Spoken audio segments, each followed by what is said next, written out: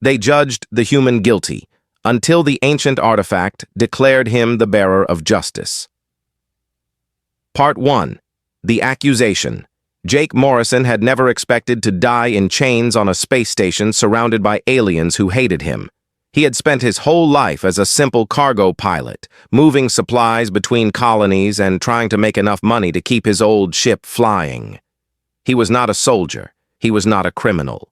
He was just a man who wanted to see the stars and live a quiet life among them. But now he stood in the center of the largest courtroom he had ever seen, with thousands of alien eyes staring down at him like he was something disgusting they had found on the bottom of their feet. The Galactic Tribunal was held in a massive chamber shaped like a bowl. Rows of seats rose up on all sides, filled with representatives from species Jake had never even heard of. Some had scales, some had feathers. Some looked like living crystals that caught the light and scattered it in rainbow patterns. They all watched him with expressions that ranged from curiosity to open hatred. Jake tried to keep his hands steady, but the metal cuffs around his wrists were heavy and cold. Two guards stood behind him, tall insect-like creatures with compound eyes and weapons that hummed with energy. They had not been gentle when they arrested him 3 weeks ago, and the bruises on his ribs still ached when he breathed too deeply. At the front of the chamber, raised above everyone else on a platform of white stone, sat the judges. There were 7 of them, each from a different species. But the one who seemed to be in charge was a Velthari named Christovox. The Velthari were beings made of living crystal, their bodies angular and sharp, their voices like wind chimes in a storm. They considered themselves the oldest and wisest species in the galaxy, and they made sure everyone knew it. Christovox rose from his seat and pointed a gleaming finger at Jake. His voice rang out across the chamber, amplified by technology that made it sound like thunder.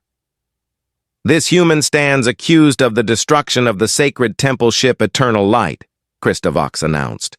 400 Velthari souls were lost in the attack. Priceless relics of our faith were destroyed, and all evidence points to this creature and his primitive vessel. Jake wanted to scream that he was innocent. He wanted to explain that his ship, the Dusty Horizon, had been nowhere near the temple ship when it was destroyed. He had been making a delivery to a mining colony 3 sectors away. He had witnesses. He had records. But every time he tried to speak, the guards shocked him with a device that sent pain shooting through his whole body. The tribunal did not want to hear from him. They had already decided he was guilty. A small alien stepped forward to speak in Jake's defense. His name was Seleth, and he belonged to a species called the Corvani, which looked something like a cross between a lizard and a rabbit. Seleth had been assigned to defend Jake because no one else would take the job. The little alien was clearly terrified, his ears pressed flat against his skull and his tail wrapped tight around his leg. "The evidence is not conclusive," Seleth said in a shaking voice. "The sensor logs only show that the human ship passed through the sector several hours before the attack. There is no direct proof that he was involved." Christovox made a sound like breaking glass, which Jake assumed was laughter. "All human ships look the same to us. They are ugly, primitive things, belching smoke and radiation as they crawl between the stars. This human was in the area. His species is known for violence. What more proof do we need?" Murmurs of agreement rippled through the chamber. Jake felt his heart sink. Humanity had only been part of the galactic community for 40 years, ever since they developed faster-than-light travel and stumbled into a universe already filled with ancient civilizations. Most of those civilizations looked down on humans the way humans might look down on insects. They were newcomers, primitives, barely worth noticing, and now one of them was being blamed for a crime that could start a war. Up in the gallery, 2 humans watched the proceedings with growing anger. Katie Morrison was Jake's younger sister, a tough woman with short brown hair and the same stubborn jaw as her brother. She had dropped everything the moment she heard about Jake's arrest, spending every credit she had to buy passage across the galaxy. Beside her sat Danny Webb, Jake's best friend and co-pilot, a tall man with kind eyes and quick hands who had been on shore leave when the arrest happened. "This is wrong," Katie whispered, her hands balled into fists. "They are not even letting him speak. They have already decided." Danny put a hand on her arm, trying to calm her, but his own face was tight with anger. "I know, but if we make a scene, they will arrest us too. We have to find another way." Down in the courtroom, Christovox was speaking again, listing the crimes of humanity throughout history: wars, pollution, the destruction of their own planet's environment before they learned to fix it. The Velthari High Arbiter painted humans as a plague on the galaxy, a violent species that should never have been allowed among civilized beings. Jake listened to the lies and felt something cold settle in his chest. He had always believed that the galaxy was fair, that truth and justice would win in the end. He had been naive. The truth did not matter here. The only thing that mattered was power, and humans had none. The judges began to vote. One by one, they declared Jake guilty. The Velthari judge voted first, of course, and the others followed like sheep. Only one judge, a small, furry creature from a species Jake did not recognize, voted to acquit. But one vote was not enough. Christovox smiled, his crystal face catching the light in cold patterns. "The verdict is decided. The human Jake Morrison is guilty of mass murder and the destruction of sacred property. The sentence is death, to be carried out at dawn." Katie screamed her brother's name. Danny held her back as guards moved toward them. Jake closed his eyes and waited for the end. But the end did not come. Instead, something else happened, something that no one in the galaxy could have predicted. The lights in the chamber flickered, the floor trembled, and from somewhere deep within the station, a sound rose up like a song that had been waiting 10,000 years to be sung. The vault of the ancestors was opening, and it was calling for Jake Morrison. They judged the human guilty until the ancient artifact declared him the bearer of justice. Part 2. The Vault of the Ancestors. The sound that filled the tribunal chamber was unlike anything Jake had ever heard. It was not music exactly, but it felt like music. It was not a voice, but it seemed to speak. It reached into his chest and wrapped around his heart, and for a moment he forgot about the chains on his wrists and the death sentence hanging over his head. All around him, the alien representatives were in chaos.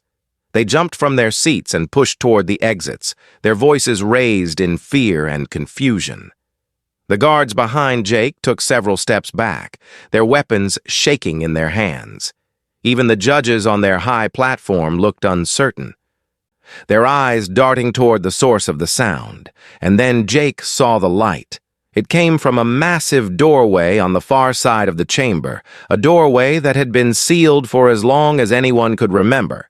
The doors were made of some strange black metal covered in symbols that no living species could read.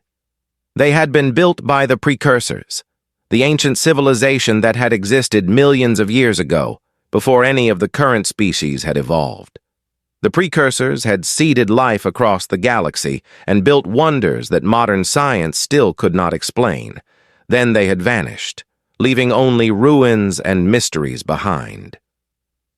The Vault of the Ancestors was their greatest mystery of all. It sat at the heart of Nexus Prime, the oldest and most important station in the galaxy, and it had never opened. Not once in the 10,000 years since the first species discovered it. Countless attempts had been made to force it open, to hack its systems, to cut through its walls. Nothing worked. The precursors had built it to stay closed until the right moment. And apparently, that moment had finally arrived. The light coming from the doors was pale blue, soft and warm like sunlight through water. It grew brighter and brighter, pushing back the shadows of the chamber, making everyone squint and shield their eyes. Everyone except Jake. He stared directly into the light and felt no pain. Instead, he felt something he had not felt since his arrest. He felt hope. The light began to move. It stretched out from the doors like a living thing, like a hand reaching across the chamber. It passed over the fleeing aliens without touching them. It ignored the guards and the judges and the thousands of witnesses. It moved with purpose, with intention, searching for something specific. It found Jake. The light wrapped around him like a warm blanket on a cold night. The chains on his wrists cracked and fell away, the metal breaking as if it were made of cheap plastic. The guards tried to grab him, but the light pushed them back gently, without violence, without harm.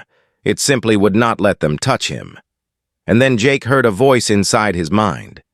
It was not like hearing someone speak out loud. It was deeper than that, more direct, as if the words were being written directly onto his thoughts. The voice was ancient beyond imagining, but it was not cold or distant. It was warm, it was kind. It felt like coming home. "We have waited so long for you," the voice said. "We have waited for one whose heart holds true balance. You are the bearer of justice, Jake Morrison of Earth. Come, let us show you what that means." Jake did not understand. He was nobody special. He was just a cargo pilot with a beat-up ship and a stack of unpaid bills. He had never done anything important in his life. He had never saved the galaxy or discovered ancient secrets or led armies into battle. He was ordinary in every way. But somehow, the light knew him. Somehow, it had chosen him. His feet began to move without his permission. He walked toward the glowing doors as if pulled by invisible strings. Behind him, he heard Katie screaming his name, heard Danny calling for him to stop. He wanted to turn around and tell them it was okay, that he was not afraid, but he could not control his body. The light had him now, and it would not let go. Kristovox shouted orders at the guards, demanding that they stop the human. But no one moved. They were too afraid. They had spent their whole lives hearing stories about the Vault of the Ancestors, about the power that slept inside it. None of them wanted to find out what that power would do if they got in its way. The doors grew larger as Jake approached them. Up close, he could see the symbols carved into the black metal, swirling patterns that seemed to shift and change when he looked directly at them. They were beautiful in a way that hurt to look at, like staring at the sun or into the heart of a star. The doors swung open. There was no sound, no creak of ancient hinges. They simply moved, smoothly and silently, revealing a passage filled with the same pale blue light. Jake stepped inside without hesitation. The doors closed behind him, cutting off the chaos of the tribunal chamber, leaving him alone with whatever waited in the darkness ahead. He walked for what felt like hours, though he knew it could not have been more than a few minutes. The passage twisted and turned, rising and falling, leading him deeper into the heart of the station. The walls were covered with more of those strange symbols, and as he passed them, they began to glow faintly, as if welcoming him home. Finally, the passage opened into a vast chamber. It was circular, with walls that stretched up so high he could not see where they ended. Massive pillars of crystal stood in a ring around the edges, each one humming with quiet energy. And at the center, floating above a pedestal of smooth white stone, was the most beautiful thing Jake had ever seen. It was a sphere, but not a simple one. It was made of countless geometric shapes that interlocked and shifted constantly, never settling into a single form. It glowed with inner light, colors swirling through it like oil on water. It was small enough to fit in his hands, but somehow it felt vast, as if it contained entire universes within itself. "I am the Arbiter's Eye," the voice said, coming from the sphere. "I was created to see truth and deliver justice. I have slept for 10,000 years, waiting for the one who could carry me without corruption. That one is you, Jake Morrison. That one has always been you." Jake stood before the ancient artifact, a simple human in a chamber built by gods. and he did not know what to say. So he just said the only thing he could think of. Why me? They judged the human guilty until the ancient artifact declared him the bearer of justice. Part 3. The Revelation. The question hung in the air of the ancient chamber, echoing off the crystal pillars that surrounded Jake like silent guardians. Why me? It was such a simple question, but Jake felt like his whole life depended on the answer. The sphere floated before him, its geometric shapes shifting and rotating in patterns that made his eyes hurt if he stared too long. When it spoke again, the voice filled his mind with warmth and patience, like a teacher explaining something important to a confused student. "You ask why you were chosen," the Arbiter's eye said. "Let me show you." The chamber around Jake dissolved. One moment he was standing on solid ground surrounded by glowing pillars, and the next he was floating in darkness, watching scenes from his own life play out like movies on invisible screens. He saw himself as a child, maybe 7 or 8 years old, sitting on the steps of his family's small house on Earth. His mother had given him a sandwich for lunch, the only food they could afford that day. A homeless man had walked past, thin and hungry, and young Jake had called out to him and given him the sandwich without a second thought. His stomach had growled for the rest of the day, but he had not regretted it. He had not even thought of it as something special. The scene changed. Now he was older, maybe 25, piloting the dusty horizon through a dangerous asteroid field. His scanner had picked up a distress signal from a damaged ship drifting among the rocks. The ship belonged to a species called the Morthai, beings who openly despised humans and had been calling for their removal from the galactic community for years. Every logical part of Jake's brain told him to ignore the signal and keep flying. But he had not listened to logic. He had risked his ship and his life to save 12 Morthai passengers who would not even thank him afterward. Another scene. Jake was sitting in a bar on a mining station, across from a man named Greg, who had been his business partner for 3 years. Greg had just admitted to stealing money from their joint account, thousands of credits that Jake had been saving to repair his ship. Jake remembered the anger he had felt in that moment, the urge to punch Greg in his lying face. But he had not done it. Instead, he had stood up, told Greg that he forgave him, and walked away. He never saw Greg again, and he never got his money back, but he had slept peacefully that night, knowing he had done the right thing. The visions faded, and Jake found himself back in the chamber, his cheeks wet with tears he did not remember crying. The Arbiter's eye floated closer to him, its light gentle and comforting. "These moments may seem small to you," the artifact said. "You have probably forgotten most of them.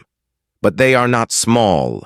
They are the threads that make up the fabric of your soul. You gave when you had nothing. You saved those who hated you. You forgave when you had every right to seek revenge. These are not the actions of an ordinary man, Jake Morrison. These are the actions of one who understands true justice."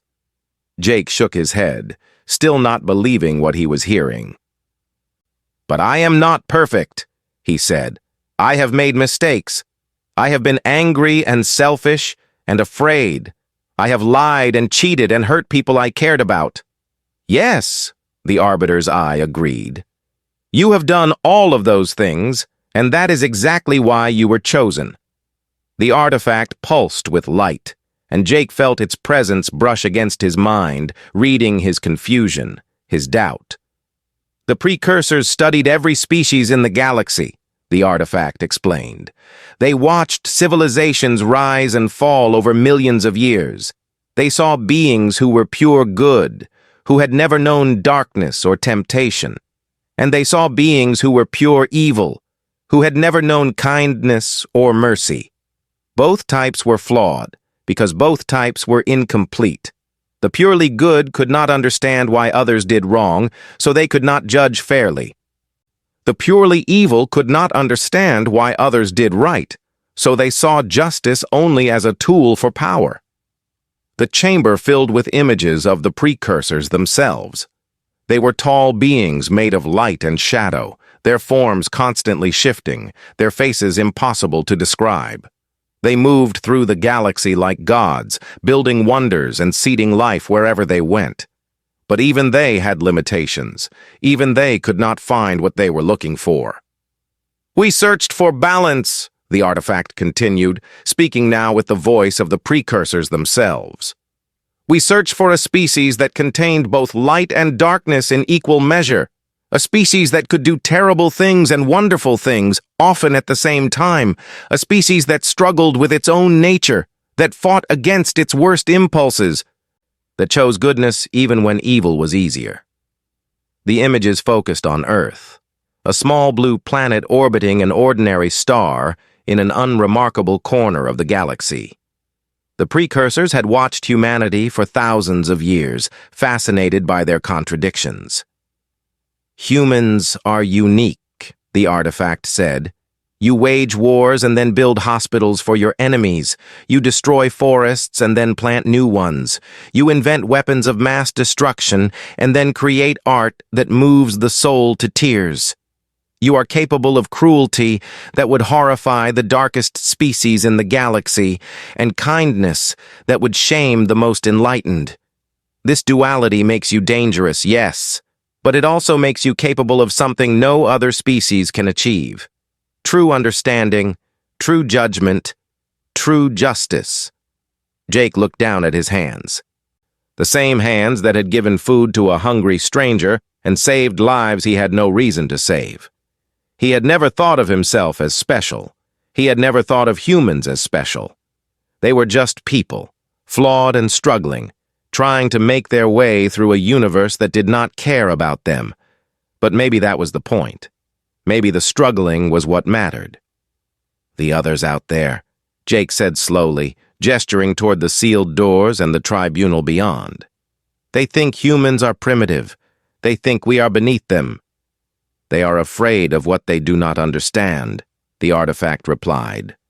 "And they should be afraid, because humanity has the potential to become something the galaxy has never seen before. You could become conquerors who crush all opposition. Or you could become healers who bind the wounds of a broken universe.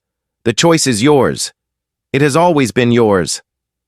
The Arbiter's eye descended slowly until it hovered just above Jake's outstretched hands. It was warm to the touch, humming with energy that made his skin tingle. "Take me," the artifact said. "Carry me back into that chamber. Show them what justice truly looks like. Not revenge, not punishment, truth. Simple, undeniable truth." Jake closed his hands around the sphere. It fit perfectly in his palms, as if it had been made for him. Power flowed through him, not the power to destroy or conquer, but the power to see, to understand, to reveal. He turned toward the doors, and they opened before him without being touched. It was time to show the galaxy what a human could do. They judged the human guilty until the ancient artifact declared him the bearer of justice. Part 4. The Trial Renewed. The doors of the vault swung open, and Jake Morrison walked back into the tribunal chamber carrying light in his hands. Everything had changed in the few minutes he had been gone. The neat rows of alien representatives had dissolved into chaos. Species that had been sitting calmly were now shouting at each other, pushing toward exits, demanding explanations. Security forces had formed a ring around the vault entrance, their weapons raised and ready. The judges on their high platform looked like they had seen a ghost, their faces pale with shock and fear. And at the center of it all stood Christovox, the Velthari High Arbiter, his crystal body rigid with barely controlled rage. When Jake emerged from the vault, silence fell across the chamber like a heavy blanket. Thousands of eyes turned toward the human, toward the glowing sphere floating above his palms. The Arbiter's eye pulsed with soft light, and Jake felt its presence in his mind, calm and patient, waiting for him to act. Christovox was the first to speak. His voice cracked like shattering ice as he pointed at Jake with a trembling finger. "Seize him!" the High Arbiter commanded. "Take the artifact. It belongs to all civilized species, not to some primitive creature who stumbled into something he does not understand." The guards hesitated. They looked at Jake, at the ancient power glowing in his hands, and none of them moved. The stories they had heard about the vault, about the precursors, about the weapons that had destroyed entire star systems in the wars before recorded history, those stories kept their feet frozen to the ground. Christovox made a sound of disgust and stepped down from the platform himself. His crystal body caught the light as he moved, throwing sharp reflections across the chamber. He walked directly toward Jake, his hand outstretched to take the sphere by force. The Arbiter's eye flashed with blinding light. Christovox flew backward as if struck by an invisible fist. He crashed into the base of the judge's platform and lay there, his crystal surface cracked in several places, his voice reduced to a pained whisper. The other judges scrambled away from him, putting as much distance between themselves and Jake as possible. Jake did not move. He had not commanded the artifact to defend him. But he understood now that it would protect its bearer from those who approached with hostile intent. The sphere could read souls, after all. It knew what was in Christovox's heart. "I did not come here for revenge," Jake said, his voice carrying across the silent chamber. "I did not come here to hurt anyone or to claim power for myself. I came here for one reason only: the truth." He raised the Arbiter's eye above his head. The sphere began to spin faster, its geometric shapes clicking into new configurations as light poured from its core. The light spread across the chamber like water, flowing over every surface, touching every being present. "You accused me of destroying the temple ship Eternal Light," Jake continued. "You said I murdered 400 innocent Velthari. You were going to execute me for a crime I did not commit. So let me show you what actually happened." The light from the artifact coalesced into images that floated in the air above the chamber. Every representative, every guard, every judge could see them clearly. The images showed the temple ship traveling through space, its graceful form lit by the glow of nearby stars. It was beautiful, Jake thought. Whatever else the Velthari had done, they knew how to build something beautiful. Then the attackers appeared. A fleet of ships dropped out of faster-than-light travel, surrounding the temple ship like predators circling prey. They were small and fast, their hulls painted with markings that Jake recognized immediately. Human markings. The symbol of Earth's space fleet was clearly visible on their wings. Murmurs rippled through the chamber. This was the evidence that had condemned Jake, the reason everyone believed humans were responsible. But the Arbiter's eye was not finished. The images shifted, looking closer at the attacking ships. Their markings began to shimmer and change, revealing the truth beneath the disguise. The ships were not human at all. They were Velthari vessels, modified to look like human craft, their crews wearing human-style spacesuits to complete the deception. The chamber erupted into shouts and cries. Velthari representatives screamed that the images were lies. Other species demanded explanations. The judges called for order, but no one listened. Jake felt the Arbiter's eye pulse in his hands, and new images appeared. These were not from the attack itself. They were older, showing secret meetings in darkened rooms where Velthari officials planned their conspiracy. They showed bribes being paid to other species to ensure they would blame humanity. They showed assassinations of Velthari moderates who might have spoken against the plot. And at the center of every image was Christovox. The High Arbiter had known from the beginning that Jake was innocent. He had orchestrated the entire false flag attack as part of a plan to turn the galaxy against humanity. The zealots in his faction believed that humans were a threat to Velthari supremacy, and they were willing to kill their own people to start a war that would wipe the newcomers from the stars. Jake turned to look at Christovox, who was still lying against the base of the platform.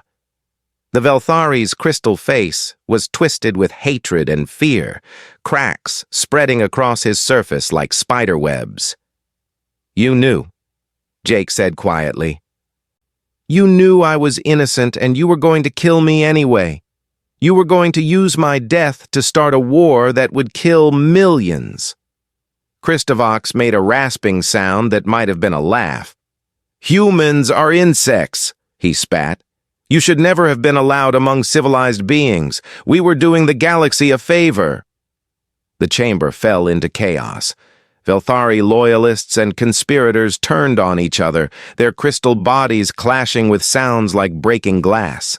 Security forces tried to restore order, but found themselves caught between factions that had been allies moments before. Representatives from other species fled toward the exits, desperate to escape the violence that was spreading like fire. Up in the gallery, Katie Morrison finally broke free from Danny Webb's grip and ran toward the floor of the chamber. Danny followed close behind, pushing through the panicked crowds. They reached Jake just as a group of Velthari guards charged toward him, their weapons raised. The Arbiter's eye flashed again, and the guards stopped in their tracks. The artifact did not hurt them, just held them frozen, unable to move. "Jake!" Katie gasped, grabbing her brother's arm. "We have to get out of here. This place is falling apart." Jake looked at his sister, at his best friend, at the ancient power glowing in his hands. Around them, the galaxy's idea of order and justice was crumbling. The Velthari conspiracy had been exposed, but the damage was only beginning. Wars would be fought over what had happened here today. Alliances would shatter. Millions might still die. But the truth was out. No one could bury it now. "Yeah," Jake said softly, his voice tired but steady. "Let us go home." The three humans turned and walked through the chaos, the Arbiter's eye lighting their path. Behind them, an empire began to fall. They judged the human guilty until the ancient artifact declared him the bearer of justice. Part 5. The Bearer's Burden. 3 months had passed since the day the vault opened, and the galaxy had not stopped burning. Jake stood at the window of a small space station orbiting a neutral world, watching news feeds from across the stars. The Velthari homeworld was in the middle of a civil war. The conspiracy Christovox had led ran deeper than anyone imagined, touching every level of their government, their military, their religious institutions. Now the crystal beings who had once considered themselves the moral center of the galaxy were fighting each other in the streets. Other species had taken advantage of the chaos. Old enemies of the Velthari launched attacks on their colonies. Trade routes collapsed as ships refused to travel through contested space. The economy of a dozen worlds crashed in a single week. Refugees fled in every direction, looking for safety that did not exist. Jake had not meant for any of this to happen. He had only wanted to prove his innocence, to show the truth to those who had judged him without evidence. But truth, he was learning, was a weapon as dangerous as any bomb, sometimes more dangerous. The door behind him opened, and Katie walked in carrying 2 cups of coffee. She handed one to her brother and stood beside him at the window, her eyes reflecting the distant lights of ships moving through the darkness. "Danny finished the repairs on the dusty horizon," she said. "We can leave whenever you want." Jake nodded, but did not speak. He was holding the Arbiter's eye in his other hand, the sphere cool and quiet against his palm. It had not spoken to him since that day in the tribunal chamber. It simply waited, patient as always, for him to decide what to do next. In the 3 months since his trial, Jake had become the most famous human in the galaxy. Some species called him a hero, the man who had exposed corruption and saved humanity from a war they could not have won. Others called him a criminal, a thief who had stolen an artifact that belonged to all beings, not just one. Representatives from a dozen governments had contacted him, offering money, power, protection in exchange for the Arbiter's Eye. Some had begged, some had threatened. Jake had refused them all. "They want me to choose a side," Jake said finally. "The Corvani want me to use the artifact to expose their corrupt officials. The Morthai want me to prove that the Velthari cheated them in some trade deal 50 years ago. Even Earth's government sent me a message asking if I could help them find spies among their ranks." He shook his head slowly. "Everyone wants justice, but only when it benefits them." Katie took a sip of her coffee and leaned against the window frame. "Can you blame them? You are carrying something that can show the truth about anything. Of course, everyone wants a piece of that. But that is not what it is for," Jake replied. "The precursors did not build this thing to serve governments or settle political disputes. They built it to find balance, to remind people that truth exists, even when no one wants to see it." He turned away from the window and walked to a small table where a holographic map of the galaxy floated in soft blue light. Points of red marked the conflicts currently raging across the stars. There were dozens of them, maybe hundreds. The revelation of the Velthari conspiracy had destabilized everything. "I cannot fix all of this," Jake admitted. "I am not a king or a general. I do not have armies or fleets. I am just a cargo pilot who got mixed up in something bigger than himself." Danny Webb appeared in the doorway, wiping grease from his hands with a rag. He had spent the last week getting the dusty Horizon back into flying shape after their escape from Nexus Prime. The old ship had taken some damage during the chaos, but Danny knew her systems better than anyone. "Ship is ready," Danny announced. "So what is the plan, boss? Where are we heading?" Jake looked at his friend, then at his sister, then at the Arbiter's Eye resting in his hand. For a long moment he did not answer. Then slowly, a small smile crossed his face. "Everywhere," he said. Katie raised an eyebrow. "Everywhere?" "I have been thinking about what the artifact told me," Jake explained. "It chose me because I am ordinary, because I do not want power or glory or revenge. I just want to do the right thing, even when the right thing is hard." He lifted the sphere, watching the light play across its shifting surfaces. "Maybe that is exactly what the galaxy needs. Not a king, not a judge who sits in some fancy chamber and decides who lives and who dies. Just someone who walks among the stars and reminds people that the truth matters." Danny scratched his head, looking confused. "So, we are going to travel around showing people the truth? Like some kind of space detectives?" "Something like that," Jake said. "When people call for help, when they have no one else to turn to, when the powerful have buried the truth so deep that no one can find it, we will be there. Not to conquer, not to punish, just to reveal. What people do with the truth after that is their own choice." Katie was silent for a moment, processing what her brother was saying. Then she finished her coffee and set the cup down firmly. "Sounds like a lot of work," she said.